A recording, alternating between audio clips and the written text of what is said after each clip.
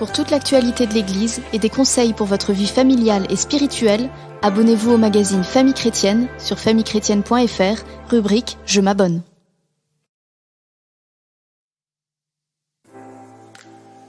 Un beau jour, leur vie a changé du tout au tout. Eux, ce sont des gens comme vous et moi qui menaient une vie tranquille, tracée d'avance.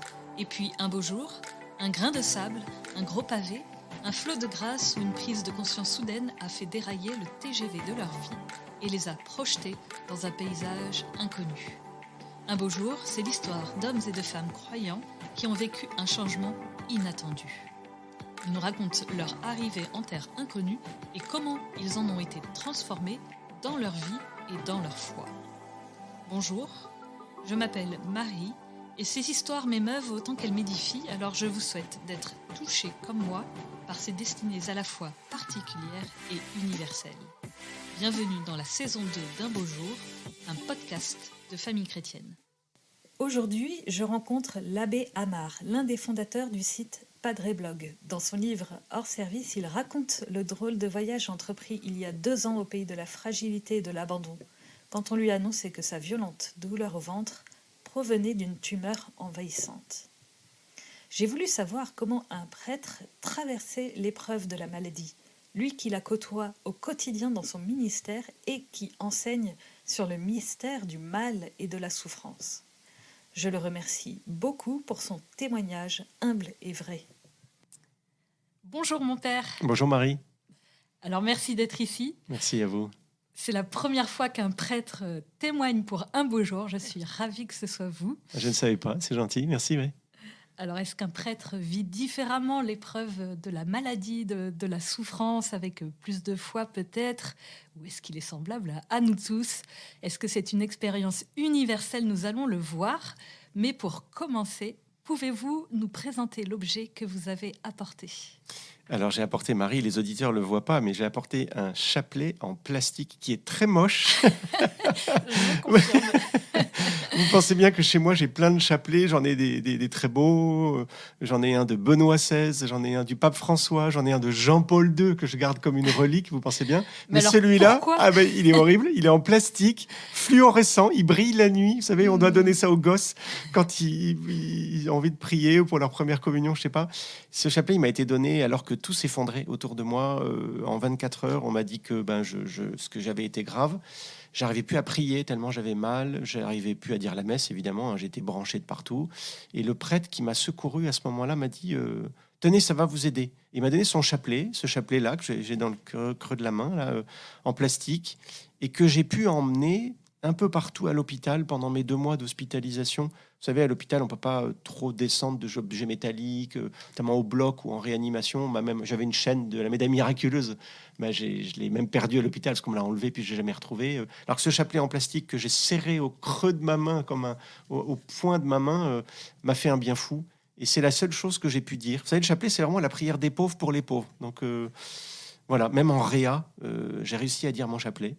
C'était un chapelet dans la douleur et les larmes, mais ça m'a beaucoup aidé. J'ai l'impression que la Sainte Vierge me tenait la main. Donc voilà, ce chapelet qui est pas très beau, a pour moi une immense importance. Et vous voyez, si un jour ma maison brûle, si j'ai que 2 minutes pour emmener des choses de ma chambre, j'emmènerai ce chapelet, ça c'est sûr. Non, c'est hyper émouvant et tout. C'est effectivement les objets les plus simples qui sont les plus émouvants. Et oui, effectivement, en août 2018, au terme de vacances ultra remplies et menées tambour battant à l'image d'une vie suractive, effectivement, au beau milieu d'une croisière avec de jeunes professionnels, tout d'un coup, tout s'est arrêté pour vous. Est-ce que vous pouvez nous raconter ce jour ?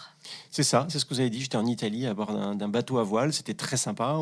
J'ai fait ça plusieurs fois avec des jeunes pros qui sont très sympas. Ils me nomment souvent l'aumônier de la flotte. Donc, je fais 2 choses à bord. Je fais la vaisselle et je dis la messe. Vous voyez, donc c'est assez facile. Je sais faire.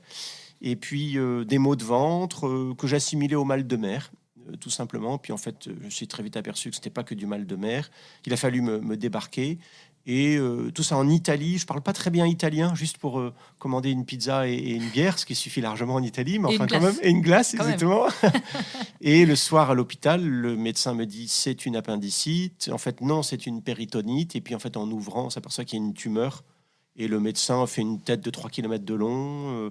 Le prêtre dont j'ai parlé, là, celui qui m'a donné le chapelet, me dit, bon, écoutez, il y a un problème.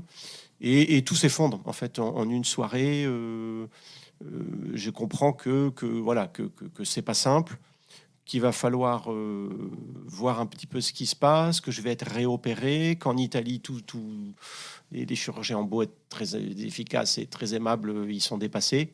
Donc il faut m'évacuer en France. Donc commence tout un cycle où tout s'effondre. J'avoue que à l'époque, j'avais 45 ans. Ça marchait plutôt bien. Et vous disiez très justement, j'étais un peu à fond, un peu trop peut-être dans le faire. Vous disiez suractif, je sais pas, mais oui, certainement assez tonique, oui. Et en une soirée, tout bascule. Et je m'aperçois qu'il y a une chose que je maîtrise pas. Enfin, tout le monde, on maîtrise pas, c'est la santé, en fait, tout simplement. Et quand vous vous retrouvez comme ça, immobilisé, prêtre pour personne, en fait, parce que je suis pas moine, moi, je suis prêtre de paroisse, c'est-à-dire prêtre tout terrain. Vous savez, on dit la messe, on baptise, on confesse, on marie, on reçoit les gens. Et là, en une soirée, je m'aperçois que je suis prêtre pour personne. L'évêque m'appelle, me dit, je vais nommer un administrateur dans ta paroisse. Ça veut dire que tout est fini. On me retire mon épouse. Vous voyez, l'épouse, pour un curé, c'est sa paroisse. Et donc, plein de questions surviennent. Pourquoi moi ? Pourquoi maintenant ? La question que je me pose, en fait, c'est qu'en tant que prêtre, du coup, vous dites, prêtre de terrain, donc pas moine, donc qui visite des malades, qui assiste les mourants, qui côtoie donc l'épreuve et la souffrance de près. Est-ce que vous n'étiez pas en quelque sorte préparé à ce que vous alliez vivre ? Est-ce que c'était pas plus facile pour vous, en quelque sorte, par rapport à quelqu'un qui découvre tout ça pour la première fois ? Oui et non, parce que évidemment, comme prêtre, j'étais allé voir des malades à l'hôpital. J'ai visité plein de malades. Vous savez, il y a l'évangile de Saint Matthieu qui dit « J'étais malade et vous m'avez visité ». Donc, j'ai essayé de mettre en pratique ce commandement. Mais j'ai toujours été de l'autre côté du lit, c'est-à-dire debout, derrière le lit. Alors là, pour la première fois, j'étais dans le lit. Et c'est pas pareil. Et je me suis aperçu, il était peut-être temps que je m'en aperçoive que, vous savez, la souffrance, il y a ceux qui en parlent, il y a ceux qui la vivent. Et c'est pas tout à fait pareil. Pas tout à fait pareil. Avec humilité, vous rapportez qu'effectivement, à 2 reprises, il y a des soignants qui vous sermonnent un petit peu vertement C'est pour vrai. que vous ne jouiez pas un rôle, parce que quand effectivement, tout d'un coup, on se retrouve, on se dit, il faut que je tienne, etc. Et puis eux, ils vous sermonnent pour que vous fassiez le malade. Mais oui. Car être malade, c'est aussi faire le malade. Mais oui. C'est-à-dire... Mais parce que, comment dire, en fait, j'ai été un peu élevé dans une famille un peu classique. Je suis très reconnaissant à mes parents. S'ils écoutent ce podcast, ils le sauront. Mais j'ai été élevé un peu comme ça, dans une éducation où il ne faut pas trop dire qu'on a mal, pour pas déranger les gens, pour pas trop inquiéter les gens. Donc, très vite à l'hôpital, j'ai essayé de garder le sourire. C'était un rictus, parfois tellement j'avais mal. Et je voulais pas déranger les infirmiers, les infirmières qui sont pourtant là pour nous, en fait, pour nous soigner, pour nous rendre la vie plus facile, pour essayer d'atténuer la douleur. Et ça m'a joué des tours. Et les 2 exemples que vous citez sont assez justes. Une nuit, un infirmier que j'avais sonné. C'est pareil, ça aussi. À l'hôpital, on n'ose pas sonner en disant « mais je vais pas encore l'appeler, l'infirmier, pour redresser mon oreiller ou pour baisser le store de la fenêtre. » Et en fait, si, parce qu'il est là pour ça. Et je l'ai appelé vers 2h du matin en disant « mais est-ce que vous pouvez pas me donner quelque chose ? J'ai trop mal. » Et il me dit « mais ça fait combien de temps que vous avez mal ?» Je dis « je sais pas, moi, depuis 10 heures. » Il me dit « pourquoi vous n'avez pas sonné à 10h ?» Et là, je lui dis la réponse. Pardon. Je lui fais la réponse classique. Je dis « mais je voulais pas vous déranger. » Et là, il me répond, mais du tac au tac, disant « mais vous croyez à l'hôtel ?» Oh la vache. Ah ouais, c'est incroyable. Et en fait, il m'a un peu grondé, il m'a secoué, en disant, mais en fait, je suis pas votre majordome, je suis pas votre valet, vous avez mal, vous m'appelez et je m'occupe de vous. Parce que là, c'est idiot, je vais vous donner quelque chose de plus fort, alors qu'à 10h, je vous aurais donné quelque chose de plus atténué, plus facile à assimiler. Donc, il m'a beaucoup... j'ai compris qu'à ce moment-là, il fallait vraiment que j'appelle à l'aide. Et si vous voyez, s'il y a vraiment un message, peut-être juste un message à donner au début de ce podcast, c'est de dire, quand vous allez mal, dites-le. Souvent, on se dit bonjour, vous savez, dans la vie, ça va, tu vas bien ? Et on répond oui, ça va. Mais laquelle d'entre nous a le courage parfois de dire non, ça va pas très bien, quoi.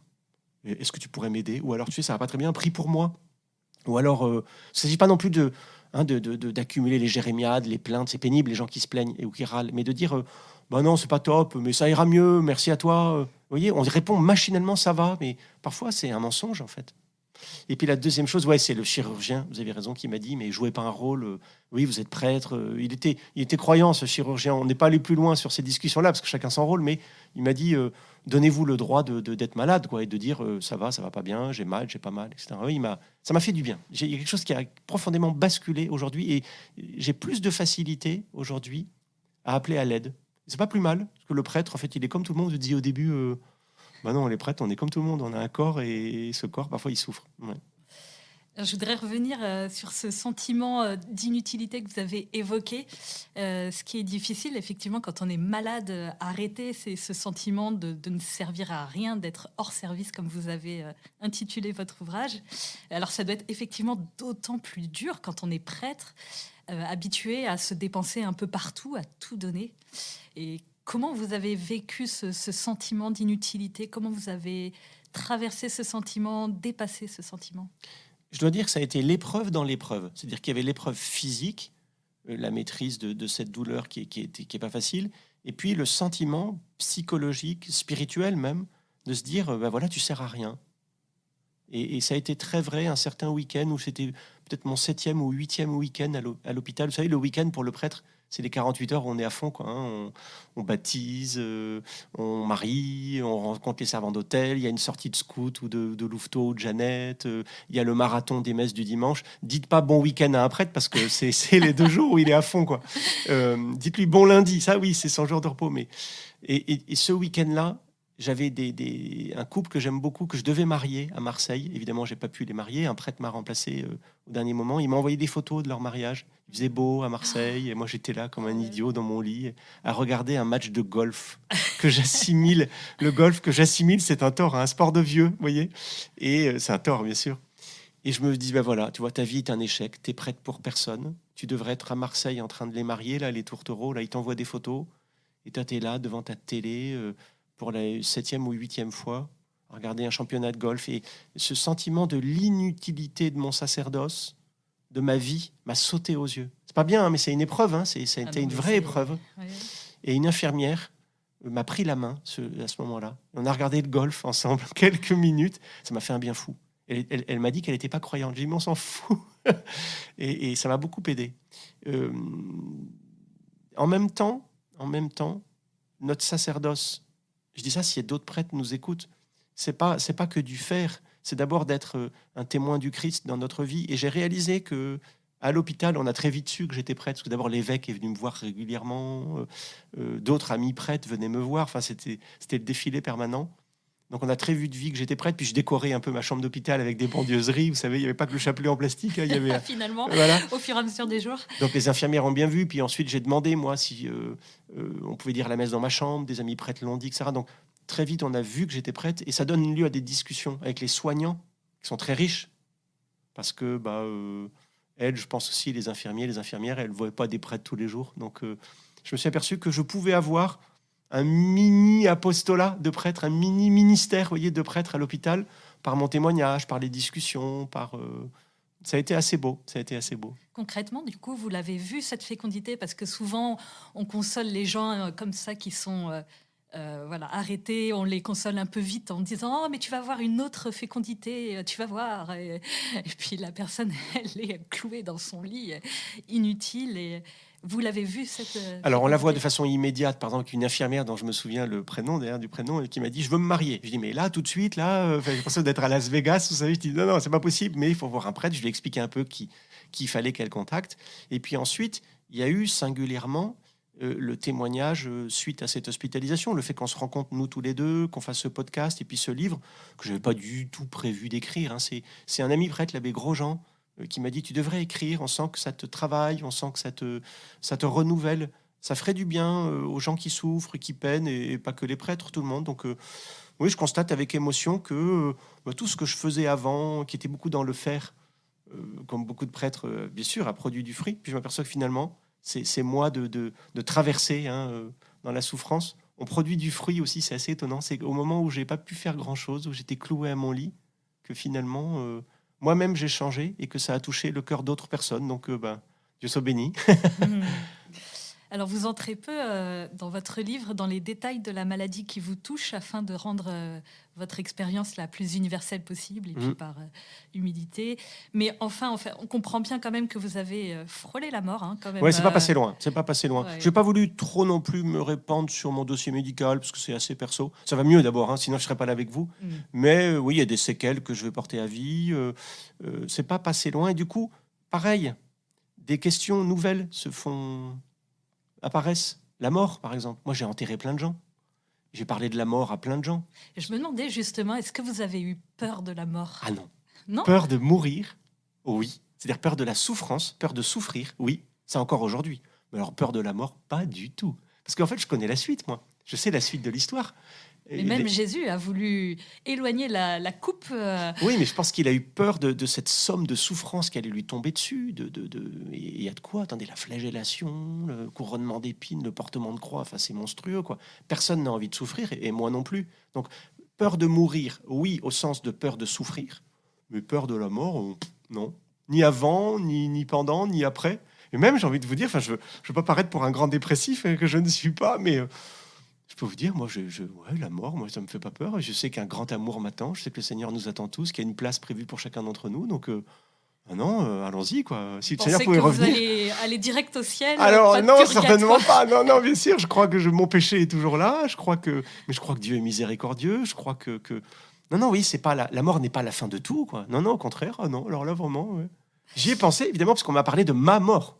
Ça, c'est sûr. On m'a dit, bon, c'est un peu tendu. Puis, vous savez, même si on vous le dit pas comme ça, vous réalisez très vite que c'est grave parce que, en fait, je vous disais tout à l'heure, j'ai vu mon évêque, mais j'ai jamais autant vu mon évêque en quelques semaines qu'en 18 ans de sacerdoce, hein, parce que mon évêque est dû me voir toutes les semaines, alors qu'avant, je le voyais une fois par an, quoi.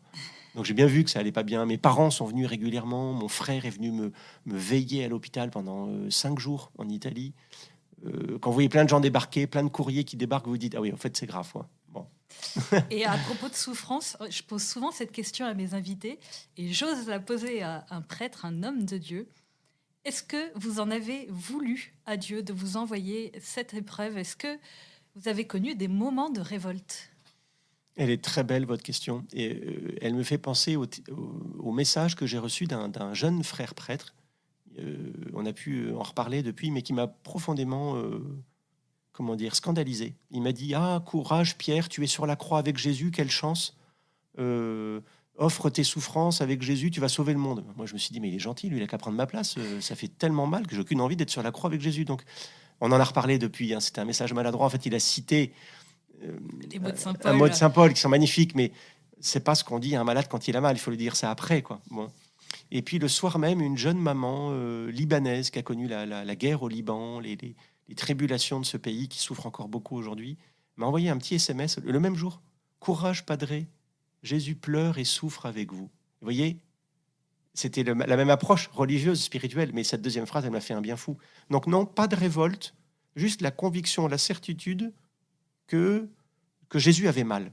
Parce qu'en fait, il est pas venu qu'une baguette magique, hein, il est venu avec une croix. Hein. Donc, sur la croix, cloué, ne pouvant plus rien faire, un peu comme moi aussi, sur mon lit, cloué avec mes perfusions, mes fils partout, je me suis dit, mais lui et moi, on est pareil, en fait. Alors, pour un prêtre, ça résonne encore plus fort. Je me dis, mais je suis un autre Jésus.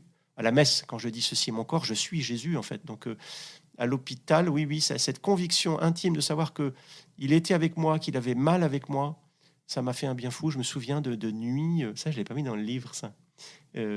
Où j'ai hurlé, je me souviens, Jésus, j'ai confiance en toi, Jésus, tu es là. Et l'infirmière est venue, elle dit, ça va, monsieur Amar, vous allez bien? Je dis, oui, vous inquiétez pas. Mais ouais, ça m'a fait un bien fou de dire, il est là. Et vous n'allez pas me prendre pour un grand malade, mais j'ai ressenti, comment vous dire, c'est mystérieux, parce que les mots sont trop courts.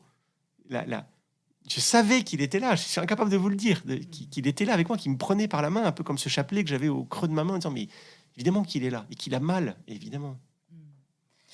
Mais quand même, la question sans parler nécessairement de révolte, la question du pourquoi cette épreuve, vous vous l'êtes nécessairement posée, parce que, enfin bon, faucher comme ça, enfin entre guillemets, hein, parce que voilà, vous êtes toujours là, faucher un prêtre dans la force de l'âge, un curé qui plus est, si investi dans tant d'apostolat bon, pourquoi, mon Dieu?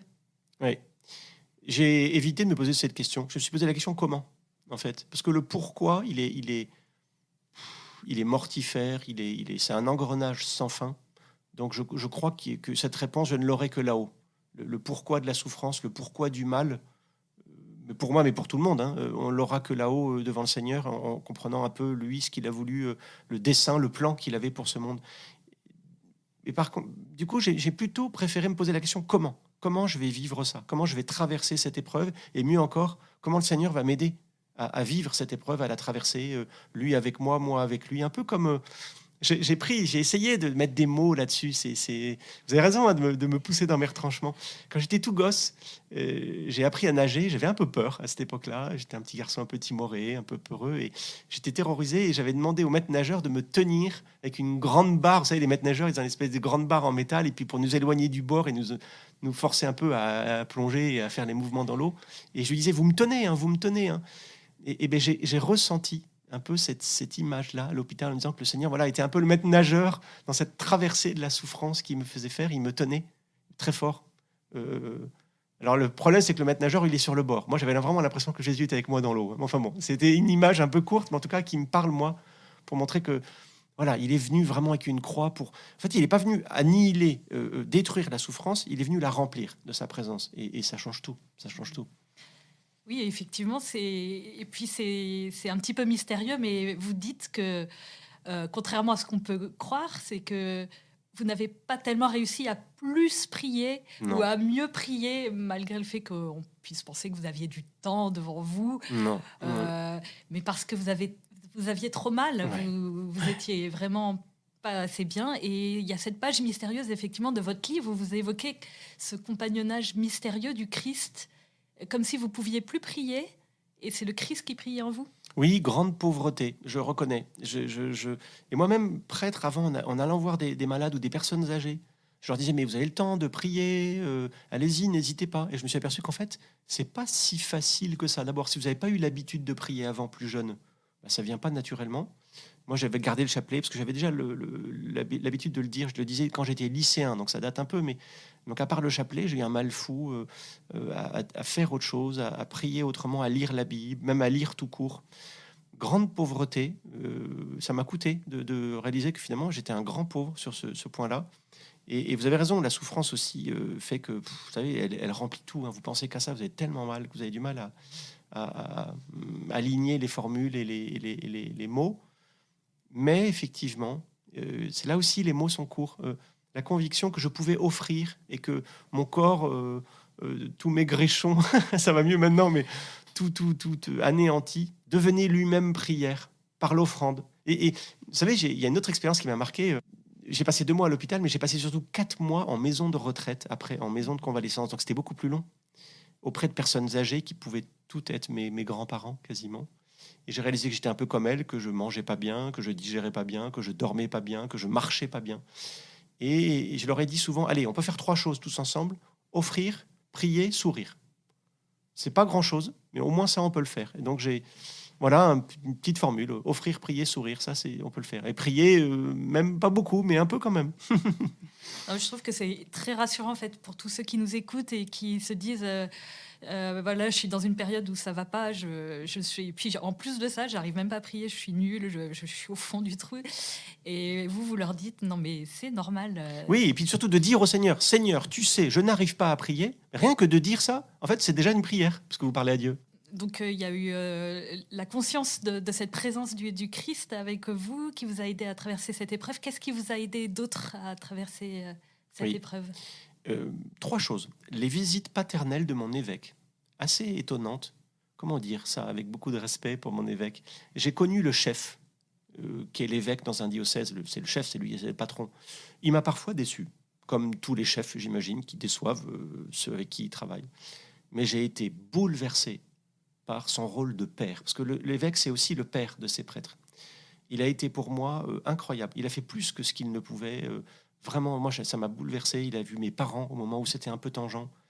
Et ça a beaucoup touché papa, qui a compris qu'en fait, ils étaient tous les 2 pères, chacun dans une paternité différente. Donc ça m'a profondément renouvelé aussi dans mon sacerdoce et mon identité de prêtre diocésain. Et vous voyez, aujourd'hui, mon évêque a renoncé à sa charge, hein, c'est l'évêque de Versailles, et le voir partir me touche un peu, parce que j'ai J'ai eu un lien avec lui assez unique, assez particulier, de fils à père. La deuxième visite qui m'a beaucoup marqué, c'est la visite de mes frères prêtres. Parce qu'en fait, nous, on n'a pas de femmes ni d'enfants. Hein, donc, mes paroissiens sont restés volontairement, et moi-même, je leur ai demandé, un peu en retrait.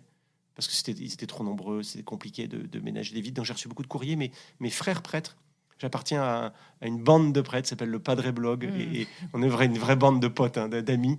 Ils ont été pour moi incroyables, mettant en place un tour de messe, un tour de communion. Mon père spirituel, mon frère aîné dans le sacerdoce est venu plusieurs fois me voir. Ça m'a beaucoup aidé, donc ça m'a renouvelé. On était un peu complices dans cette épreuve et j'ai senti que j'étais porté par eux. Puis la troisième visite qui m'a profondément marqué, et pas que positivement, c'est la famille. Parce qu'un prêtre a une famille, on n'est pas hors sol, on a un père, une mère, des frères et sœurs. La visite de mes parents a été très douloureuse. On a perdu un frère. Il y a quelques années, je l'ai jamais connu. Et j'ai eu le sentiment que maman revivait la perte de cet enfant.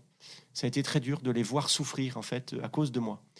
Tellement dur à un moment que j'aurais dit qu'il fallait qu'on se voit moins. Parce que moi, leur visite me mettait dans des états de grande souffrance intérieure. Et en même temps, je sais bien que en fait, on reste le fils de ses parents. Il n'y a rien à faire, hein, qu'on ait 45 ans ou qu'on ait 5 ans, c'est pareil. Et en même temps aussi, la visite de mon frère aîné, qui a été pour moi très aidant. Il est père de famille de 6 enfants. Il a tout plaqué du jour au lendemain, en disant à sa femme, je vais m'occuper de Pierre. Il est resté 4-5 jours en Italie avec moi, à me faire des compresses, des éponges, un peu d'eau pour m'éponger le front, etc. Il m'a aidé à me laver, etc. Il a été incroyable, avec des gestes très, très paternels, en fait, alors que c'était mon frère aîné. Ça m'a beaucoup touché. Et on avait déjà une complicité un peu avant. On l'a encore plus aujourd'hui, effectivement. Il y a quelque chose qui y a eu un avant et un après, c'est certain, oui. Alors, vous avez évoqué à un moment donné votre convalescence, notamment dans la maison de retraite des Petites Sœurs des Pauvres. Une très belle communauté que je connaissais peu. Sortie de l'hôpital, on croit que ça y est, l'épreuve est finie, on commence, ça y est, la nouvelle vie. Et puis, en fait, commence une nouvelle épreuve, en fait. Pas du tout, c'est ça aussi. S'il y a un message à dire aux gens quand un de leurs proches sort de l'hôpital, alors ça y est, c'est fini. Ah ben non, je peux vous dire, mais pas du tout, quoi. Et le chirurgien m'avait prévenu, il m'avait dit, vous allez voir, il y en a pour 2 ans. 2 ans. 2 ans. Il m'a pas dit ça tout de suite. Hein. Il m'a dit, vous allez voir, la fatigue, l'anesthésie. J'étais opéré 3 fois, une anesthésie générale. Voilà. Oui. Puis j'étais opéré la deuxième, j'étais opéré pendant 6 heures. Donc, il a dit, vous allez voir, ça va être long. Il le dit toujours, il le dit pas aussi brutalement que ça, mais j'ai bien compris. Au bout d'un moment, il m'a dit, ça va prendre 2 ans. Et vous voyez, là, on est à 2 ans et demi. Et je vois bien qu'il m'a fallu 2 ans pour me remettre de la fatigue, que le corps reprenne quelques kilos, etc. Et puis ensuite, il y a tout le réapprentissage de choses aussi essentielles que de marcher, que de manger, que de déglutir, que d'essayer de dormir plus de 2 heures d'affilée, des choses aussi simples que voilà, de respirer même, parce que quand vous avez été opéré du bas-ventre, enfin, tout est un peu touché, donc il faut prendre il y a le kiné, tout ça. Moi, je me souviens de mes premiers escaliers. Le kiné, au bout de 4-5 jours, on dit, bon, allez, aujourd'hui, on fait les escaliers. Mais j'avais l'impression de gravir l'Everest, quoi. C'est idiot, hein. Et vous voyez, voilà, toutes ces petites choses de la vie. Aujourd'hui, je monte les escaliers 4x4, mais je peux vous dire qu'il y a 2 ans, c'était pas le cas. Pareil aussi pour la nourriture. J'ai été nourri sous perfusion pendant des semaines. Et je me souviens, en sortant de l'hôpital, on m'a donné un yaourt. Ces yaourts nature, sans sucre, dégoûtants, qu'on mange en casse-croûte et encore, tellement ils sont pas bons. Mais je les mangeais, ces yaourts, mais comme si je mangeais du caviar, parce que c'était la première fois que je mangeais avec une cuillère, quoi. Et on redécouvre, finalement, la valeur, l'importance des petites choses de la vie. Et ça fait du bien. Et ça fait du bien. La simplicité des petites choses de la vie. Et chez les Petites Sœurs des Pauvres, j'ai appris aussi autre chose. La proximité avec nos aînés. Tous ceux qui sont vieux, fatigués, qui ont une vraie sagesse de vie. J'avais du temps, donc je les ai beaucoup écoutés. Ça m'a fait beaucoup de bien d'écouter leur tranche de vie, leurs expériences humaines. Et puis aussi, et je tiens vraiment à leur rendre hommage, cette congrégation dont vous avez cité le nom, les Petites Sœurs des Pauvres, qui font un travail incroyable auprès des plus fragiles, des plus pauvres, dans ces maisons de retraite qu'elles ont. Elles en ont plusieurs centaines dans le monde entier. Une très belle congrégation qui vient en aide aux aînés, et parfois des aînés qui n'ont pas de quoi se payer une maison de retraite. Elles les accueillent, elles font un bien fou. Elles ont une vie de prière incroyable et une attention. Parce que j'étais résident et pas résident, enfin j'étais le plus jeune de la maison, hein, quand même, hein, y compris même des bonnes sœurs, parce qu'elles étaient plus âgées que moi. Ça m'a fait un bien fou de voir comment une religieuse pouvait elle aussi être disciple du Christ, témoin de sa miséricorde, témoin de sa proximité pour ceux qui souffrent et qui peinent. Ça a été extraordinaire. Et vous voyez, aujourd'hui, si une jeune fille vient me voir en me disant voilà, moi je voudrais me donner au Seigneur, je sais pas quoi faire. Je serais. Petites sœurs des C'est pauvres. peut-être un retour sur investissement pour les petites sœurs des pauvres. Elles se sont dit tiens, il fera de la pub pour nous. Elles ont bien raison. Et du coup, aujourd'hui, 2 ans et demi après donc, cette épreuve, comment allez-vous ? C'est gentil, ça va bien, ça va bien. J'ai repris le ministère, ça a été très secourant pour moi de reprendre le ministère habituel de ce que font tous les prêtres en France aujourd'hui et dans le monde, hein, baptisés, mariés, confessés. Et ce confinement où on s'est retrouvés un peu tous hors service, un peu, m'a fait du bien aussi. J'ai fait des permanences à l'église, à accueillir les gens, plus ou moins croyants, plus ou moins pratiquants. Les églises sont restées des espaces d'espérance pour tous ceux qui ont souffert. Et j'ai réalisé inconsciemment que mon expérience de prêtre malade à l'hôpital m'a fait dire des choses, m'a fait réagir à la souffrance des gens. En fait, en gros, mon sacerdoce est un peu renouvelé. Alors, je ne suis pas devenu un grand saint, hélas, hein, je ne crois pas, mais il y a un virage dans mon sacerdoce Je aujourd'hui. voulais savoir justement Ah, oui. en quoi votre sacerdoce avait été transformé par ça. J'ai pas peur du silence, par exemple. Vous voyez, j'ai vu plein de gens à l'hôpital avant d'être moi-même dans le lit d'hospitalisé. Et souvent, j'ai essayé de meubler les silences à l'hôpital. Quand on voit quelqu'un, on a envie de meubler, de dire quelque chose. Et non, en fait, la visite à quelqu'un qui souffre ou quelqu'un qui peine, le silence joue énormément. Un regard, prendre la main de quelqu'un, d'être avec lui, ça suffit largement. Et ça dit bien plus que nos pauvres mots limités, parfois même maladroits. Donc j'ai moins peur du silence aujourd'hui. Et puis j'ai moins peur de dire aux gens, tenez bon. Parce que vous savez, quand vous souffrez pas, c'est facile de dire aux gens, allez, courage, ça va passer. Mais quand vous-même, vous savez que c'est dur, je me sens plus... Comment Légitime. dire exactement. Pardon hein, de Ouais. dire non, tenez bon, vous promettez, après la nuit, il y a l'aurore, quoi. Après vendredi saint, il y a Pâques. Tenez bon, tenez bon. L'évangile d'aujourd'hui, au jour où on enregistre ce podcast, c'est n'ayez pas peur, c'est moi, dit Jésus. Et c'est ça. Ayez confiance. Ayez confiance. Ouais, ayez confiance. C'est moi. Est-ce que vous avez changé des choses dans votre mode de vie, changé de priorité ? Je ne sais pas, vous étiez par exemple un prêtre très connecté, un membre du Padre Blog. Peut-être perdiez-vous, je ne sais pas, du temps sur les réseaux sociaux, comme tout un chacun peut en faire malheureusement l'expérience. Est-ce que vous êtes du coup recentré sur des choses plus essentielles ? Je ne sais pas. Alors, l'équilibre de vie a forcément été touché. Maintenant, je dois faire attention à mes heures de sommeil, je dois faire attention à ce que je mange, je dois faire attention à faire la sieste. Voilà, c'est idiot, mais ça fait partie de ma vie. Donc, j'ai appris à dire non. C'est nouveau aussi pour un prêtre. Le prêtre, c'est l'homme donné, c'est l'homme du don. Il y a plein d'autres professions qui sont des professions du don. Je pense aux infirmières, je pense aux avocats, enfin, c'est les 2 exemples qui viennent immédiatement, mais il y a plein de gens qui se donnent en permanence. Le prêtre fait partie de cela. Et donc, on a du mal à dire non. Et moi, j'ai dû apprendre à dire non. En disant, ben non, écoutez, aujourd'hui, non, je suis trop fatigué, je passerai demain vous voir, ou appelez-moi après 15h. Parce qu'en fait, en gros, avant 14h30, moi, il faut que je m'allonge un peu, c'est nouveau. Avant, j'acceptais de me laisser déranger. Maintenant, je dis non. Je leur dis non, venez me voir plus tard ou ce soir. Est-ce que c'est urgent ? Donc, c'est nouveau et ça a été un vrai combat pour moi d'accepter de dire non. Parce que ça fait partie du sacerdoce. On a envie de dire oui, on a envie de sauver le monde, en fait. Et non, je m'aperçois que je ne peux pas sauver le monde. C'est Jésus qui va le faire. Et la deuxième chose aussi qui m'a été obligé de faire, alors pour les réseaux sociaux, non, hélas, oui, je crois que c'est le même combat pour les prêtres que pour tout le monde. Il y a des règles à avoir. Hein. Je pense qu'il ne faut pas trop avoir son portable dans sa chambre, par exemple, qu'il vaut mieux se coucher avec un vrai réveil et ne pas laisser son téléphone dans sa chambre. Internet m'a aidé, vous savez, paradoxalement. Internet m'a beaucoup aidé, à la fois pour ce ministère à distance de Padre Blog dont vous parliez, ce blog de prêtres auquel je participe, puis aussi comme fenêtre ouverte sur le monde. Quand vous êtes à l'hôpital ou en maison de retraite de convalescence, vous voyez un peu toujours les mêmes paysages, les mêmes personnes, vous avez envie de voir autre chose. À la télévision, il n'y a pas grand-chose, disons-le. Et donc Internet, documentaire animalier. voilà, c'est ça.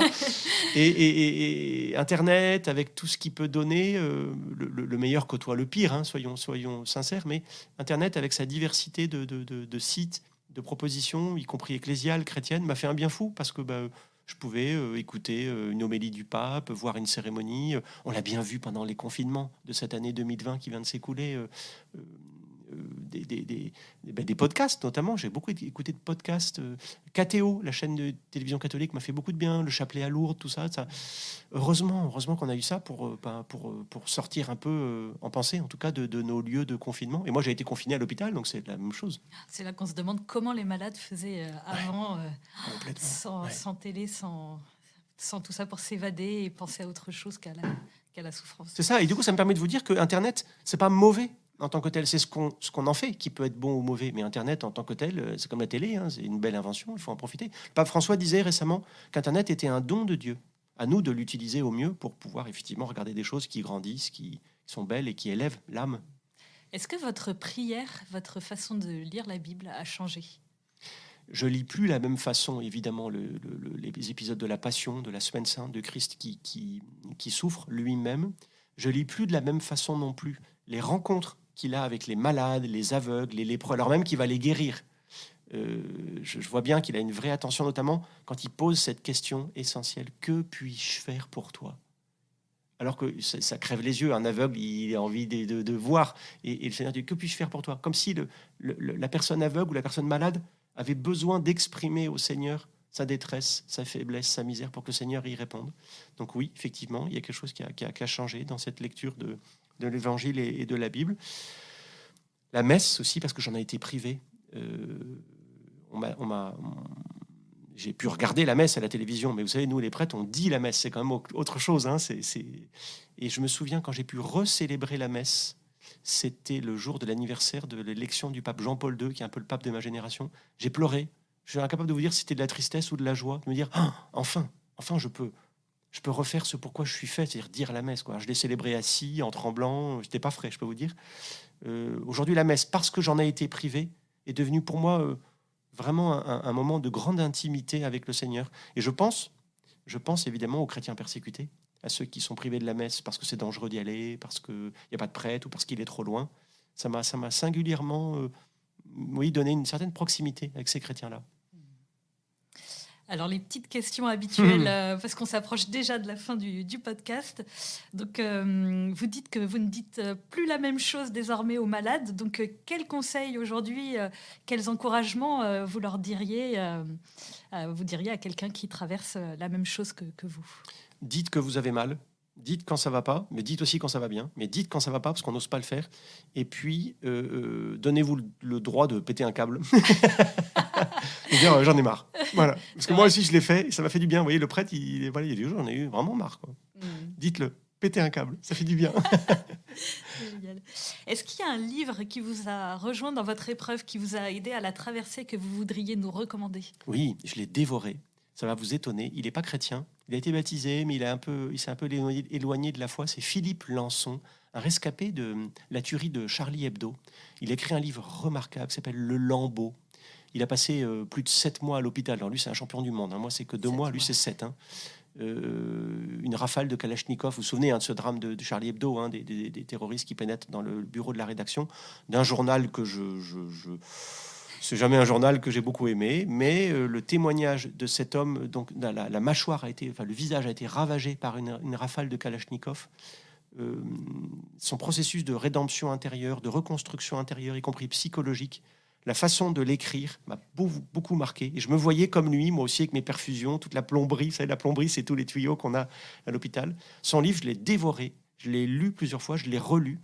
Et je me suis permis de lui envoyer un mail en disant à cet homme, écoutez, Charlie Hebdo, c'est pas trop ma came, c'est pas trop mon truc, mais votre livre m'a bouleversé, je me sens très proche de vous. Et on a eu un petit échange de mails que je garderai personnel, mais Philippe Lançon, Le Lambeau, lisez-le, ce livre est plein d'espérance, y compris... Même sans espérance chrétienne, du coup. Il écoutait Jean-Sébastien Bach en boucle à l'hôpital, donc je refuse à croire qu'avec Jean-Sébastien Bach, il n'était pas déjà au cœur de Dieu. Ça regarde lui, mais je suis sûr que... Bon, voilà, le Lambeau de Philippe Lançon. Très bien. Alors, je vous ai demandé de venir avec votre prière préférée. Est-ce que vous pouvez nous la lire ? Oui, je la disais déjà avant, cette prière de Padre Pio, qui s'intitule « Reste avec moi ». Vous la trouverez sur Internet. Elle a été lue et enregistrée par Michael Lonsdale, vous savez, cet acteur qui est mort il y a peu déjà. Magnifique prière. On se quitte avec ça, c'est ça, cette prière de Padre Pio? J'ai une petite question bonus après. À la fin. Reste avec moi, ça s'intitule. Je vous la lis rapidement, elle est assez courte. Reste avec moi, Seigneur, car il est nécessaire de t'avoir présent pour ne pas t'oublier. Tu sais avec quelle facilité je t'abandonne. Reste avec moi, Seigneur, parce que je suis faible et j'ai besoin de ta force pour ne pas tomber si souvent. Reste avec moi, Seigneur, parce que tu es ma vie, et sans toi, je suis sans ferveur. Reste avec moi, Seigneur, parce que tu es ma lumière, et sans toi, je suis dans les ténèbres. Reste avec moi, Seigneur, pour me montrer ta volonté. Reste avec moi, Seigneur, pour que j'entende ta voix et te suive. Reste avec moi, Seigneur, parce que je désire t'aimer beaucoup et être toujours en ta compagnie. Reste avec moi, Seigneur, si tu veux que je te sois fidèle. Reste avec moi, Jésus, parce que si pauvre que soit mon âme, elle désire être pour toi un lieu de consolation et un nid d'amour. Reste avec moi, Jésus, parce qu'il se fait tard et que le jour décline, c'est-à-dire que la vie passe, la mort, le jugement, l'éternité approche, et il est nécessaire de refaire mes forces pour ne pas m'arrêter en chemin. Et pour cela, j'ai besoin de toi. Il se fait tard et la mort approche.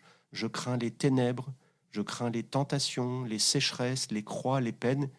Et combien j'ai besoin de toi, mon Jésus, dans cette nuit de l'exil. Reste avec moi.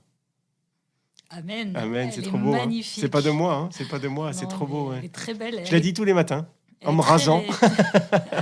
Elle est très réconfortante, Ouais, je trouve. ouais. Et elle permet peut-être de donner des mots quand on n'en a plus. Enfin, elle exprime très bien ce qui peut se passer.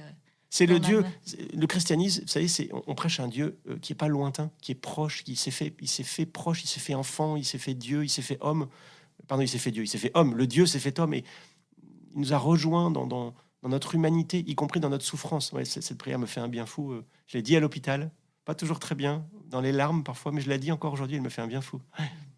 Et ma question bonus, c'est si vous aviez le Seigneur Jésus en face de vous à cet instant, qu'est-ce que vous lui diriez vis-à-vis de votre épreuve ? Enfin, enfin te voilà. Ah ouais, je l'attends de tout mon cœur. Mais même, j'ai envie que la fin du monde ait lieu aujourd'hui. Vous voyez, c'est... Ouais. Enfin, te voilà. Merci beaucoup, Père. Merci à vous, merci à tous. Merci de nous avoir écoutés. J'étais très contente de recevoir le Père Amar et cette conversation m'a beaucoup enrichi. Et vous, qu'en avez-vous pensé ? N'hésitez pas à me faire un retour sur le groupe du podcast, sur la page Facebook de Famille Chrétienne ou sur le compte Instagram les-podcast au pluriel-FC. D'ailleurs, n'hésitez pas à vous y connecter régulièrement, vous y découvrirez la photo de l'objet apporté et d'autres surprises. Vous pouvez trouver également cet épisode sur le site famillechrétienne.fr, dans la rubrique podcast.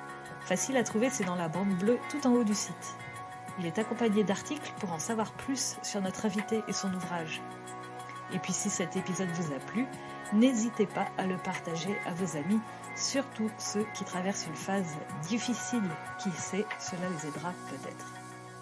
Enfin, ceux qui nous écoutent via iTunes ou Apple Podcast, si vous pouviez mettre une note de 5 étoiles et un commentaire, cela permettrait au podcast de remonter dans les recommandations et de le faire connaître à plus de monde. Un grand merci et à bientôt.